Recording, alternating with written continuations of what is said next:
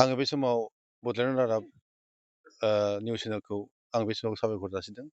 नंगौ, आं दिनै 37 नं धनस्रि समस्तिनि अबस्थाखौ आङो उदालगुरि जिल्ला फार्मार सेलनि गाहाय नेहाथारि जानानै आं बे समाव फोरमायनो सानदों।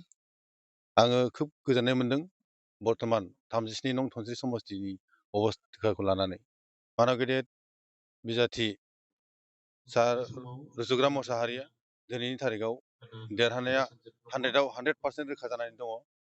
मानो रोखा जानानै दं होनबा आं बुंगोन दिनै बिटिआरआव गोदानै हाबसननाय सनितपुर, बिश्वनाथ आरो गहपुर बिथिंनिफ्राय 37 नं धनस्रि समस्तियाव गहपुरा हाबनाय बादियै दा बिथांमोनहा 14,000 सामथिं बिनि गेजेराव जोंनो 90% भट होनानै रुजुग्रा मोसाहारिखौ देरहासार खालामनो बिथांमोना दिनैनि थारिखआव थियारि जानानै दङ। बेजों लोगोसेयैनो जोंहा ओरैजाय जोंनि उदालगुरिनि खोलाहा थानाय बेगाखास होननाय मोनसे गामि दङ, बेयावबो दङ गासै 2500सो भटार्स दङ।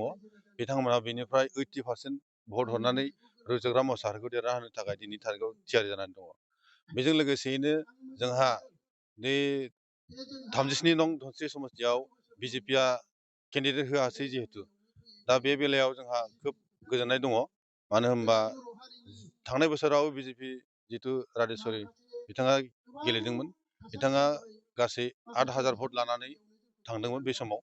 दिनैनि थारिखआव बिजेपिआ केन्डिडेट होयैलाय जाय बिथांमोना केन्डिडेट बिजेपिआव दंमोन बिथांमोना दिनैनि थारिखआव जोंनो 5,000 भट होनो थाखाय दिनै थियारि।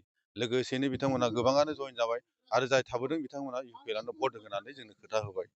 आरो बिनि अनगायैबो दंबावो जोंहा दिनै थांनाय बाराव 2020 मायथाइयाव माइन'रिटि भटआ गासै जोंनि इउपिपिएलआव 14,500ल' फैदोंमोन।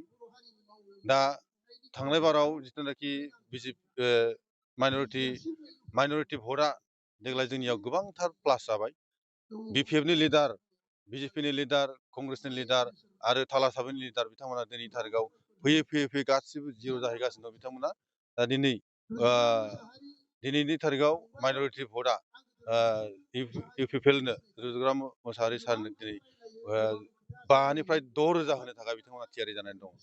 दिनैनि थारिखआव जों केलकुलेसन खालामनानै नायोबा जोङो 35,000 भट मोनगासिनो दङ आरो 40टा समस्तिनि गेजेराव दिनै 37 नं धनस्रि समस्तियानो एक नाम्बार जाहैगासिनो दङ।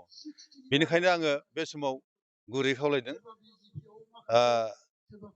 बिपिएफनि केन्डिडेट बिथां प्रेस मोसाहारिया दिनैनि थारिखआव बिथाङा रुजुग्रा मोसाहारिजों कन्टेस्ट खालामालासिनो एबा इलेक्सन गेलेयालासिनो ओरैनो हेगारना होनायानो मोजां जागोन होननानै आं दिनैनि थारिख मिडियानि गेजेरजों फोसावनाय थाबाय। गोजोन्थों।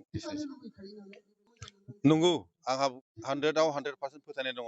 आं जिहेतु दायो गामि गामि हाबनानै नायगासिनो दङ। 37 नं धनस्रि समस्तिनि बेसेबां खैथा गामि दं, मोनबेसे प्राइमारि दं, बिनि सुबा आं हाबना नायजोब्बाय। नंथारमारगौ थारैनो 70 to 80%आ इउपिपिएल राजनितिक दलजों दङ। आं बेखौ रोखा बुंनो हायो। Thank you.